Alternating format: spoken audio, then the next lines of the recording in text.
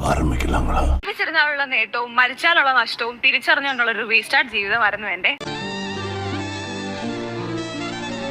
Hi, എന്റെ പേര് Jasmine Jafar. ഞാനൊരു ഇൻസ്റ്റാഗ്രാം ഇൻഫ്ലുവൻസർ ആണ്, ഒരു യൂട്യൂബ് ബ്ലോഗർ ആണ്. ഞാൻ 9 വയസ്സ് വരെ ഒരു ഒറ്റമോളായിരുന്നു. എനിക്ക് അനിയനോ ചേട്ടനോ അങ്ങനെ ആരും ഉണ്ടായിരുന്നില്ല. ഒരുപാട് പുന്നാരിച്ച് ഓമനിച്ചൊക്കെ വളർത്തിയിരുന്നതായിരുന്നു എന്നെ.